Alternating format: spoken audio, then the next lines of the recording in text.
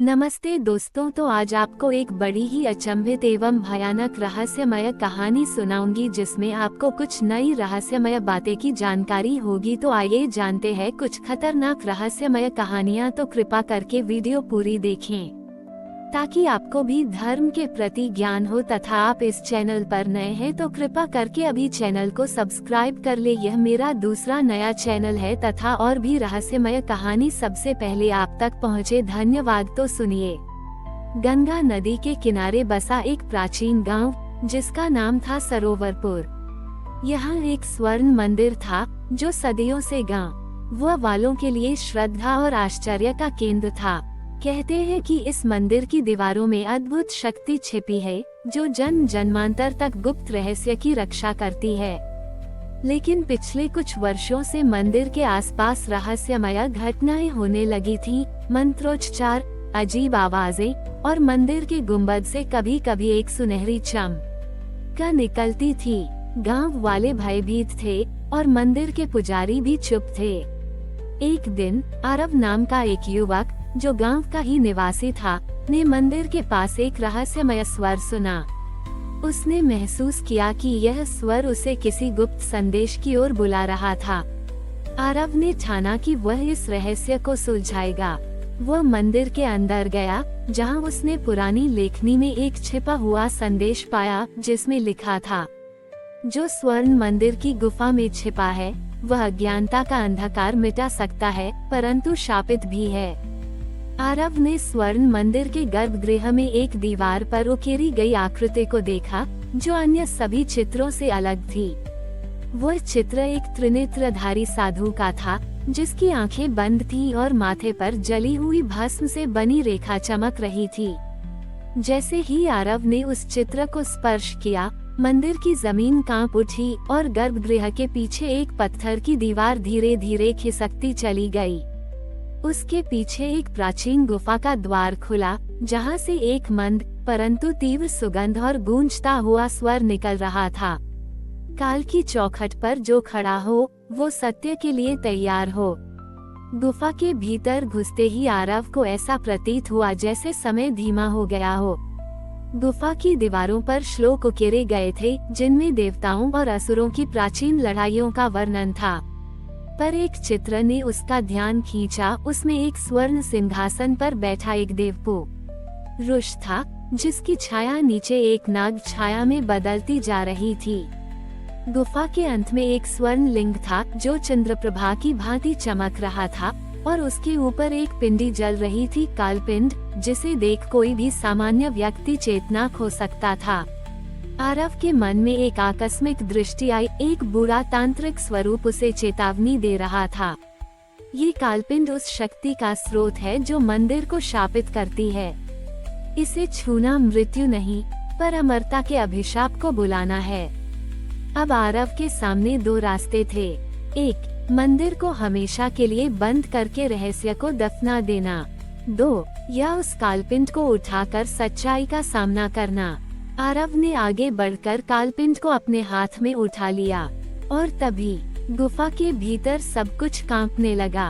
वह तांत्रिक छाया अब मूर्त रूप में प्रकट हो गई। उसके माथे पर जली हुई भस्म और आंखों में प्रलय का प्रतिबिंब था। उसने कहा, जिसने कालपिंड को छू लिया वह अब समय का रक्षक नहीं बलि है। अब तुझमें छुपी शक्ति जागेगी और शाप भी। आरव की आंखें धीरे धीरे त्रिनेत्र में बदलने लगी और शरीर पर प्राचीन लिपियों के चिन्ह उभरने लगे। स्वर्ण मंदिर अब शांत नहीं था। उसकी गूंज अब पूरे सरोवरपुर में फैल चुकी थी। आरव अब वह नहीं रहा जो पहले था। वह नवकालपुत्र बन चुका था, समय और चेतना के बीच खड़ा एक माध्यम। मंदिर की शक्ति अब उसके भीतर थी, लेकिन उसके साथ ही वह शाप भी जाग चुका था जो हर 108 वर्ष में एक स्वर्ण रक्त वर्षा के रूप में प्रकट होता था। गांव के लोग अब आरव को कालपुत्र के नाम से जानने लगे थे। जो पहले एक सामान्य युवक था वह अब त्रिनेत्री दृष्टि वाला, मंत्रों में निपुण और रहस्यों को जानने वाला साधक बन चुका था। स्वर्ण मंदिर की गुफा अब उसके अधीन थी, लेकिन वह जानता था कि यह शक्ति जितनी दिव्य थी उतनी ही विनाशकारी भी।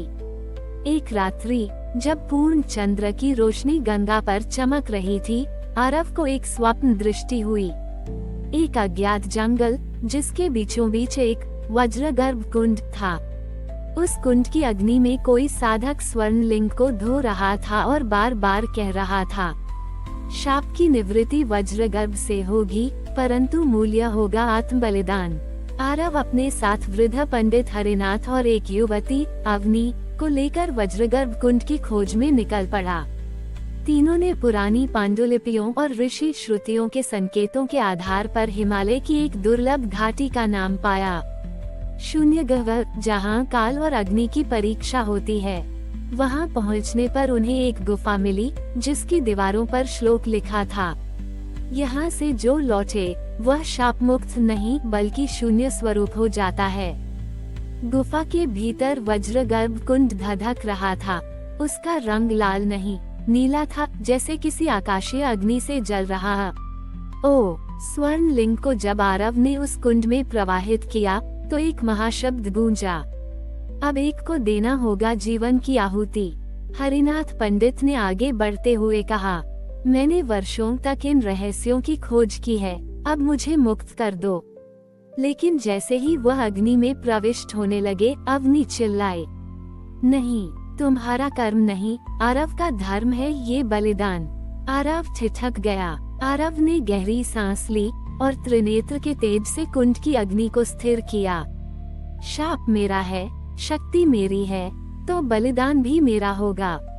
लेकिन मैं मरूंगा नहीं, मैं स्वयं को शून्य बना दूंगा। वो कुंड में उतरा और अग्नि की लपटों में समा गया। कुछ क्षणों बाद अग्नि शांत हो गई। कुंड अब पारदर्शी था और स्वर्ण लिंग उसमें पुनर्तः शुद्ध, परंतु आरव कहीं नहीं था। केवल एक त्रिनेत्र चिन्ह अग्नि की राख पर चमक रहा था। गांव लौटते समय अवनी और पंडित हरिनाथ को एक पहाड़ी गुफा से हल्की सी गूंज सुनाई दी, जब अगला चक्र चलेगा मैं लौटूंगा। जहां धर्म गगम गाएगा वहीं त्रिनेत्र फिर खुलेगा।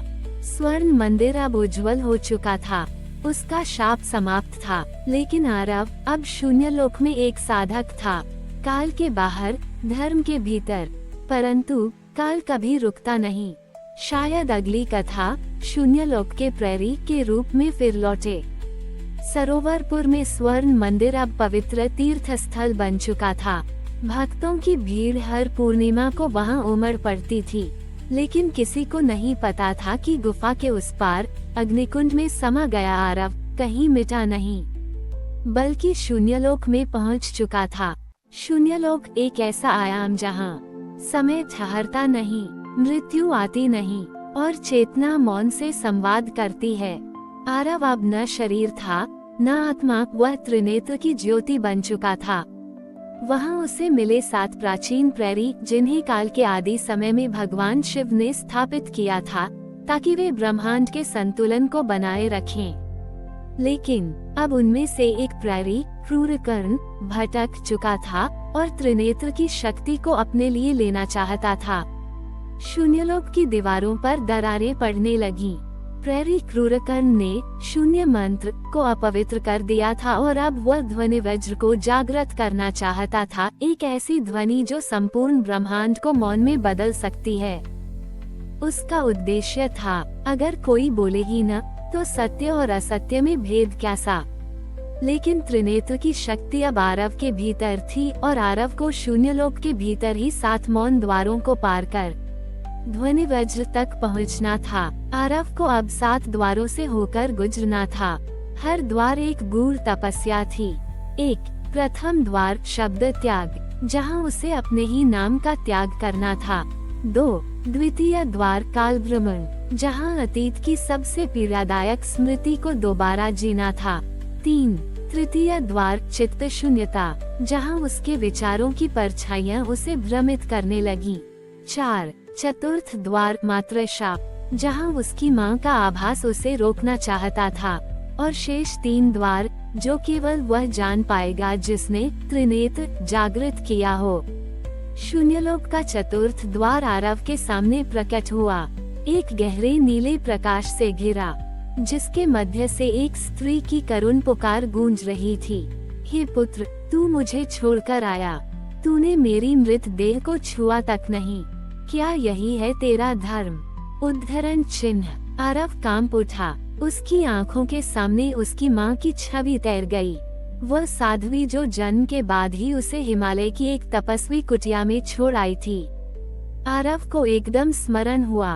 उसने कभी अपनी माँ को नहीं देखा था, पर अब उस द्वार की आवाज बता रही थी कि उसका जन्म एक तपस्विनी से हुआ था, जिसने त्रिनेत्र वंश की रक्षा के लिए अपने पुत्र का त्याग किया था।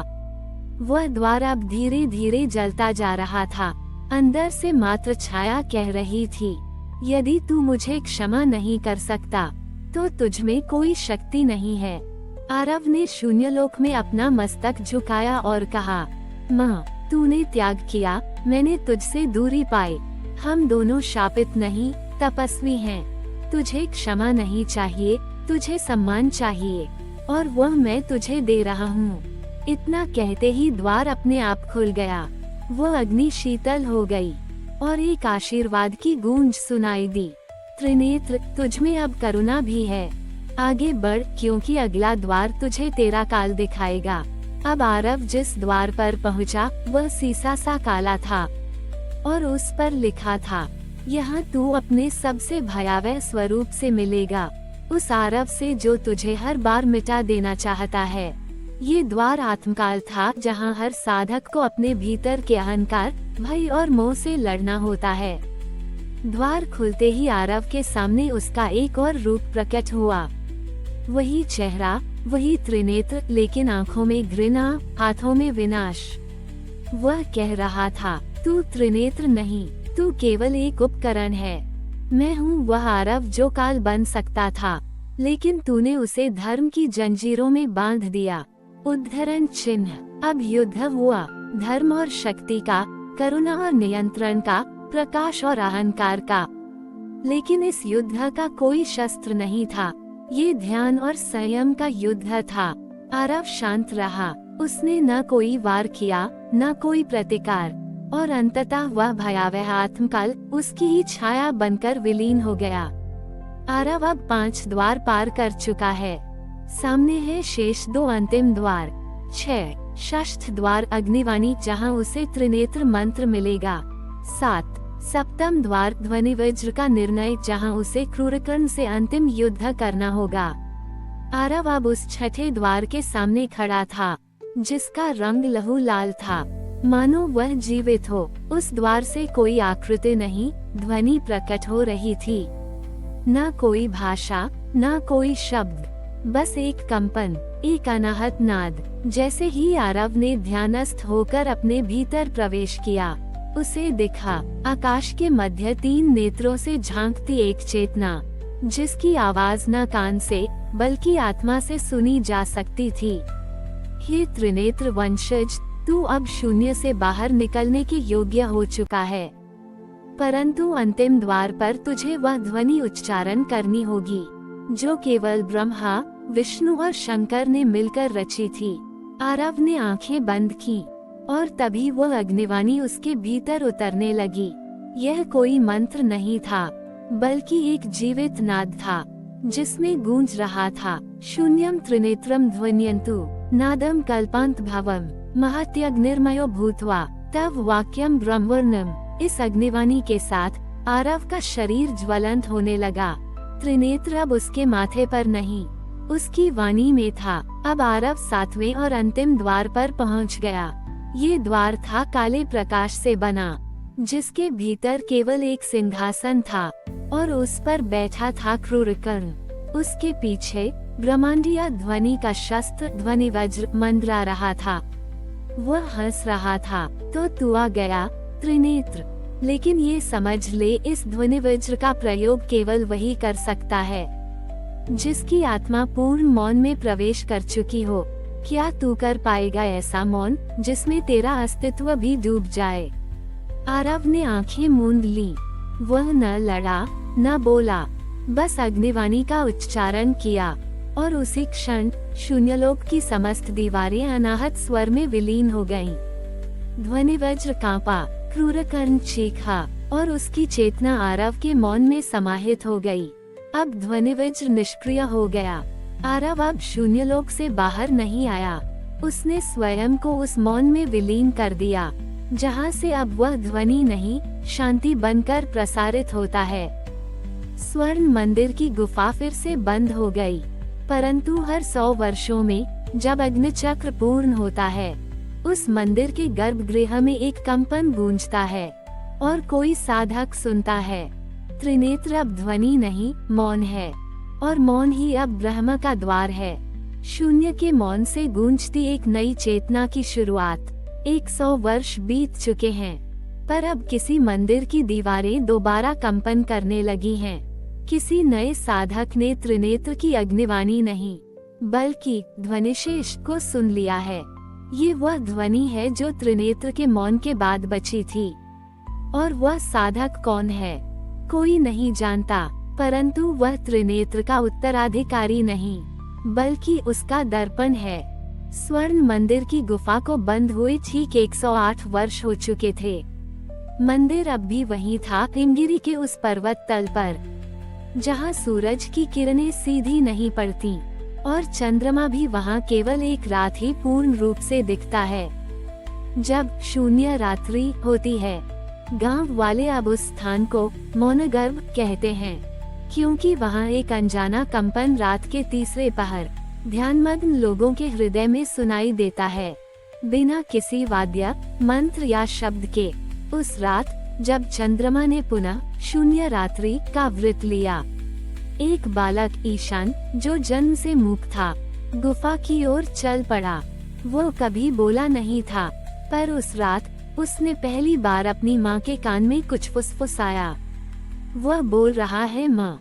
वह कह रहा है कि मैं उसका उत्तर हूँ। माँ कांप गई, क्योंकि उस बालक ने वो शब्द कहे थे जो कोई त्रिनेत्र की अग्निवाणी सुनकर ही बोल सकता था। ईशान जब उस मंदिर की सीढ़ियाँ चढ़ रहा था, तो गुफा का द्वार, जो 108 वर्षों से बंद था, अपने आप खुल गया। अंदर अब न कोई मूर्ति थी, न कोई सिंहासन, केवल एक कालवृत, एक वृत्ताकार शून्य जिसके बीच ध्वनि के कंपन रह रहकर उभरते थे। ईशान चुपचाप उसमें उतर गया, और तब त्रिनेत्र का मौन जागृत हुआ। हे मूक बालक, तू वह शेष ध्वनि है जो मेरे मौन के बाद शेष बची। मैं अब मौन रहूंगा, पर तू बोलेगा उस ब्रह्म की भाषा में, जिसे न ऋषि समझ सके न देवता। स्वर्ण मंदिर की गुफा के भीतर जब ईशान ने त्रिनेत्र की अग्निवाणी को मौन में सुना, तो उसके चारों ओर की हवा बदलने लगी। चारों दिशाओं से शंख जैसी ध्वनियां नहीं, बल्कि विपरीत कंपन उठने लगे, जैसे कोई शब्दों को निगल रहा हो। त्रिनेत्र की चेतना बोली, ईशान, अब तू बोलेगा नहीं, बल्कि तेरे मौन से शब्द जन्म लेंगे, और उन शब्दों से जिनकी आत्मा हिली, वे होंगे वाक्य शून्य के बंधन से मुक्त। परंतु इसी क्षण गुफा की शिला दीवारों से 4 आकृतियां प्रकट हुईं, काले चोगे में, बिना मुंह के, केवल कंपन से संवाद करते हुए। ये थे वाक्य शून्य तांत्रिक, 4 योगी जिन्होंने प्राचीन युग में त्रिनेत्र की अग्निवाणी को हराकर ध्वनि को ही कैद कर दिया था। उनके नाम भी अब ध्वनि से मिट चुके थे, वे केवल कंपन से पहचाने जाते थे। 1 कंप ऋषि, जो विचारों को छीन सकता था। 2 ध्वनि भक्षक, जो मंत्रों को मौन में बदल देता था। 3 शब्दग्रास, जो किसी के बोले वचन को नष्ट कर देता था। 4 मौन दृष्टा, जो भविष्य की आवाजें सुन सकता था, पर खुद कभी बोलता नहीं। ईशान को देखते ही वे बोले नहीं, पर कंपनित ध्वनि में चेतावनी दी, वह अग्निवाणी अब भी जीवित है। नहीं, हमें उसे फिर से मौन में समाहित करना होगा। ईशान शांत खड़ा रहा, उसके चारों ओर हल्का नीला प्रकाश था, और तब उसके मुंह से शब्द नहीं निकले, पर उसकी छाती से एक नाद निकला, ओम मूकवाक्याय नमः। यह मंत्र उन वाक्य शून्य तांत्रिकों के लिए अज्ञात था। उनकी देह कंपन करने लगी, मंदिर के पत्थर चटकने लगे, परंतु मौन दृष्टा उनमें सबसे वृद्ध बोला पहली बार, अगर यह बालक त्रिनेत्र का ध्वनि शेष है, तो हमें उसे रोकना नहीं, उसका उपयोग करना होगा। चारों वाक्य शून्य तांत्रिक अब ईशान को घेरे हुए थे। उसके चारों ओर कंपन गूंज रहे थे, मगर वह न भयभीत था न चकित, जैसे वह जानता था कि यह सब पहले भी घट चुका है। मौनद्रष्टा ने अपनी बंधी हुई हथेली खोली। उसके भीतर थी एक अजीब चमकती हुई ध्वनि की बूंद, जिसे देखकर गुफा की दीवारों पर त्रिनेत्र की पुरानी छवियां उभर आईं। ईशान, मौनद्रष्टा बोला, तू अग्निवाणी का अवशेष नहीं है, तू वह शब्द है जिसे ब्रह्मा अधूरा छोड़कर मौन में विलीन हो गए थे। ईशान ने मौन में उत्तर दिया। उसके नेत्रों से एक तेज रेखा निकली, जो सीधी जाकर गुफा की शिला पर टकराई, और तब एक मार्ग खुला, जिसके अंत में थी शब्दशिला। ये वह स्थान था जहाँ प्राचीन युग में ब्रह्मा, शिव और विष्णु ने एक साथ एक महामंत्र की रचना की थी, परंतु वह मंत्र इतना शक्तिशाली था कि उसे अधूरा छोड़ना पड़ा, क्योंकि अगर वह पूर्ण उच्चारित हो जाए तो समय की गति स्वयं रुक जाए। अब वही शिला हिल रही थी। ईशान की उपस्थिति से मौनद्रष्टा पीछे हटा। तीनों अन्य तांत्रिक भयभीत हो गए। वह मंत्र पूर्ण हो रहा है, नहीं, समय रुक जाएगा। वह बालक स्वयं एक मंत्र है। शब्दशिला पर जब ईशान ने अपना हाथ रखा, तो शिला से प्रकाश नहीं, मौन निकला। इतना गहन मौन कि उसमें गूंजती थी केवल एक ध्वनि, ओम नाद शून्याय त्रिनेत्र मूलाय नमः। त्रिनेत्र की गुप्त वाणी, जो न कभी लिखी गई न कभी उच्चारित हुई, और जैसे ही वह मंत्र पूरा हुआ, शब्दशिला चटक गई। चारों वाक्य शून्य तांत्रिक जमीन पर गिर पड़े। उनकी शक्तियां लुप्त हो गईं, और वे स्वयं मौन में चले गए सदा के लिए। गुफा अब मौन नहीं रही, वो गूंज रही थी उस अनसुने मंत्र से, जो केवल त्रिनेत्र के ध्वनिशेष ही पूरा कर सकता था। ईशान के नेत्रों में अब वही तेज था, जो कभी त्रिनेत्र के मुखमंडल से निकलता था। वह अब न बालक रहा, न साधक, वह अब स्वयं मौन का वाक्य बन चुका था। शब्दशिला के टूटने के बाद जब ईशान गुफा से बाहर निकला, तो आकाश बदल चुका था। ब्रह्म मुहूर्त की बेला में भी सूर्य नहीं निकला था। पूरे आकाश में एक धुंध सा नीला और काला मिश्रित प्रकाश तैर रहा था। त्रिनेत्र की सूक्ष्म वाणी उसके भीतर गूंजी, अब तू अक्षर गह्वर में प्रवेश करेगा, जहाँ वेदों की परछाइयाँ उल्टा पाठ करती हैं। सावधान, वहाँ शून्य वाक्य जागृत हो रहा है। अक्षर गह्वर एक ऐसा प्राचीन तांत्रिक स्थान है, जहाँ शापित ऋषियों ने वेदों को पीछे से पढ़कर मंत्रों की मूल आत्मा को तोड़ने का प्रयास किया था। ये क्रिया उन्हें अमरता नहीं, बल्कि शून्यवाणी दे गई, एक ऐसी वाणी जो बोलने पर संसार की कोई भी ध्वनि मिटा देती है। अब उसी गह्वर में कुछ रहस्यमयी साधक फिर से उसी शून्य वाक्य को जागृत करने लगे हैं। ईशान को एक काले पर्वत की ओर बढ़ना था, जिसे मौन पर्वत कहते हैं। वहाँ कोई पक्षी नहीं उड़ते, कोई जीव नहीं रहते। जब ईशान पहाड़ की चोटी पर पहुँचा, तो एक दरार अपने आप खुली और उससे एक स्वर गूंजा, स्वागत है त्रिनेत्र की संतान, हमें वर्षों से तेरी प्रतीक्षा थी। अंदर अंधेरा था, पर वहाँ बैठे थे 7 आकृतियाँ, काले कपड़े, आँखों पर शून्य चिन्ह, और उनकी जुबान से उल्टे वैदिक श्लोक। नमः शिवाय ओम नहीं, बल्कि याविशः मनो। हर उल्टा शब्द एक कंपन बनकर गह्वर की दीवारों को तोड़ने लगा। ईशान की उपस्थिति से वे ठिठक गए। उनका नेता अक्षरज, जो कभी एक ब्रह्मऋषि था, अब शून्य वाक्य का पुजारी बन चुका था। उसने पूछा, क्या तू वह है जो शब्दशिला तोड़कर आया है? क्या तू त्रिनेत्र का उत्तर है या उसका अंत? ईशान ने मौन से उत्तर दिया, मगर उसका मौन प्रकाश में बदल गया। वह प्रकाश अक्षर गह्वर की दीवारों पर पड़ा, और वहाँ उभरी एक छवि, एक बंद द्वार की, जिस पर लिखा था, वह जो वेदों को उल्टा पढ़ता है, शून्य के मुख में समा जाता है। अक्षराज क्रोधित हुआ। उसने आदेश दिया, उस बालक को पकड़ो, वो हमारे पाठ को पलटेगा।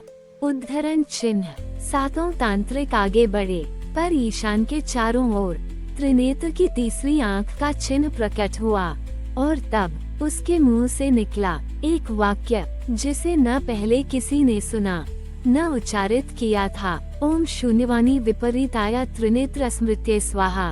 उद्धरण चिन्ह।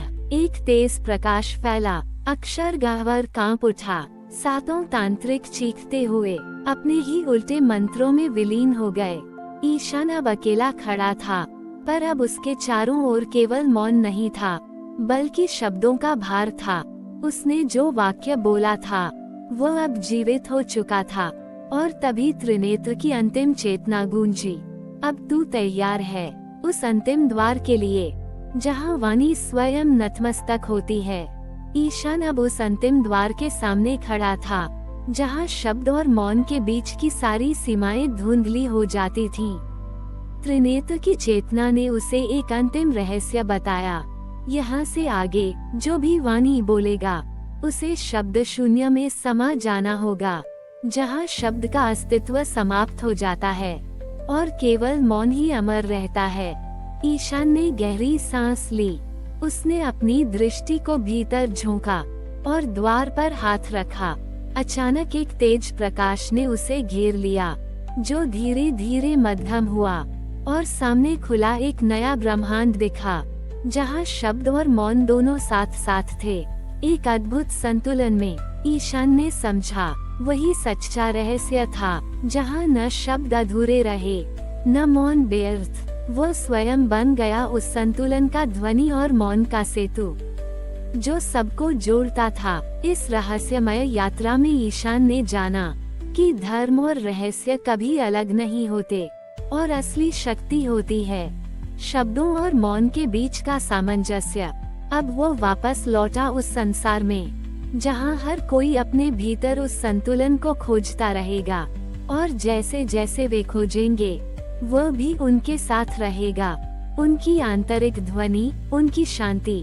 हमारी और भी आध्यात्मिक एवं अनोखी कहानियाँ देखने के लिए हमारे चैनल पर जाएं तथा धार्मिक एवं पौराणिक अनोखी कहानियाँ हमारे चैनल पर है। कृपया जाके देखें तथा हमारे चैनल को सब्सक्राइब करके रखें और वीडियो लाइक जरूर करें। धन्यवाद।